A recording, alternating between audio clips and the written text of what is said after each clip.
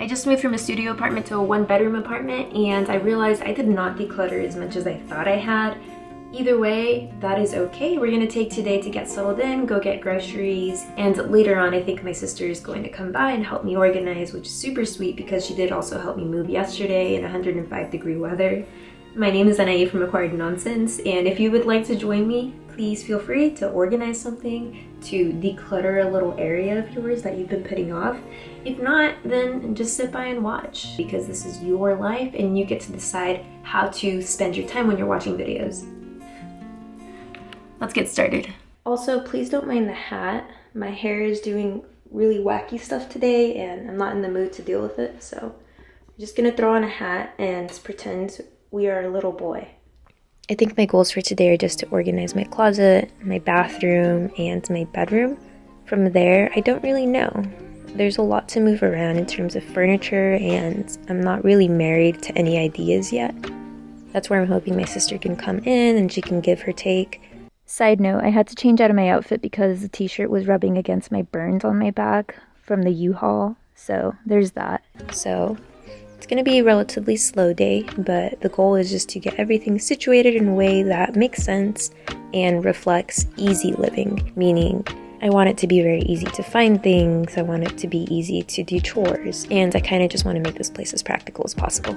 I know that's not the most exciting thing to hear, but ultimately I am very practical, and when it comes to interior decorating, I'm not very good at it, and that's okay. But I do stand by the idea that if a space is easy to clean, you're on the right path. When setting up the bathroom, my strategy was just to make sure everything was nice and accessible, and I did tick up every single cabinet for the most part, but the idea behind that is just to make sure everything has a true home, it's not super crowded, and I'm pretty happy with it. When we moved in, I actually really didn't want to have to decide what side I would get since it's a double vanity, but my lovely partner just used his logic brain and said, "You have a lot of skincare, you can get the side with the medicine cabinet," which makes perfect sense. As far as my closet goes, that was pretty seamless. It was just a matter of deciding what goes where, and luckily I was able to create this little technology corner just to make sure I can easily access my camera, my hard drives, all that good stuff. And all that's left is for my partner to put away his little box of clothes, which I wanted him to do because I'm not sure where he wants everything. Personally, the goal for a space like this is always to make sure I'm not taking up every single inch of the space just because it's available, because it's a slippery slope.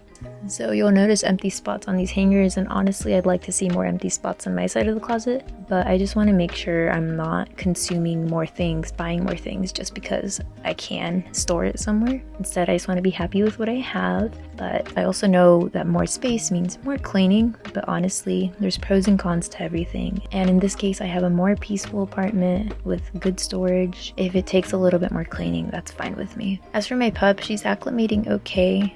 I think it's a lot for her to have to wait to go outside to use the restroom. For that reason, I do want to get like a little porch potty, that way she can go whenever she wants and still get her walks in, of course.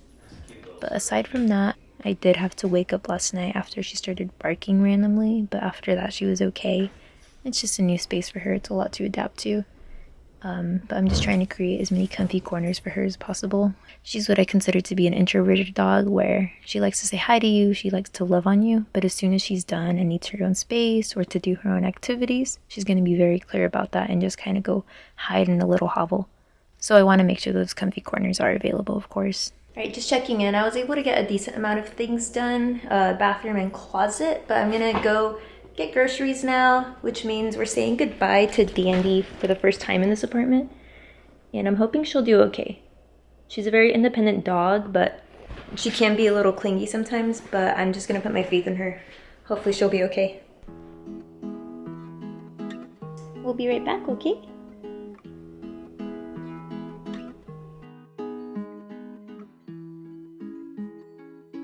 Candy was actually struggling when I was leaving the apartment. This was my first time actually leaving her. She started barking. So I just took a greenie and wrapped a sock around it. That way she could be engaged. And I hid that under a blanket. She's really good with her little sniffy nose. She's part terrier. So this worked surprisingly well, and I know it worked because I know for a fact you can hear dogs barking from their apartment. So anytime I have heard neighbor doggies barking, it's pretty loud, especially since there's like an atrium or like a courtyard at this building. But this worked wonders, and I'm honestly just gonna keep using this method until she gets used to being alone in the space.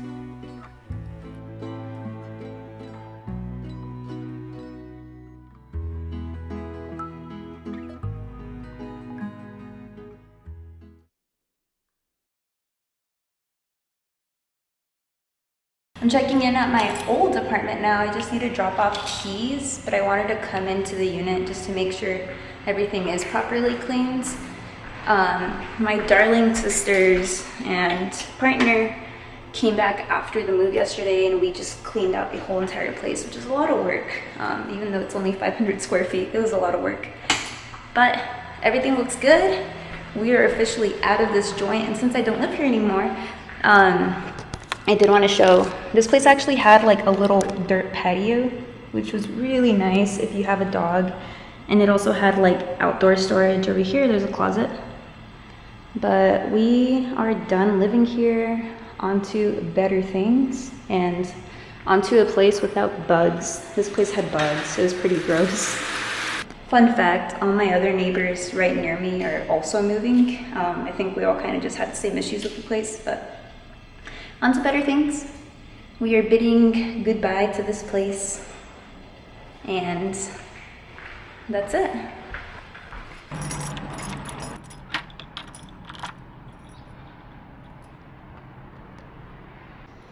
Just double checking that I actually locked it out of habit. Before dropping off my keys, I ended up just getting my mail for the last time, and then I picked up my sister on my way to Trader Joe's. I got like a handful of meals for the week and just general things we needed for the new place. And then finally I got home to my dog and we started getting to work.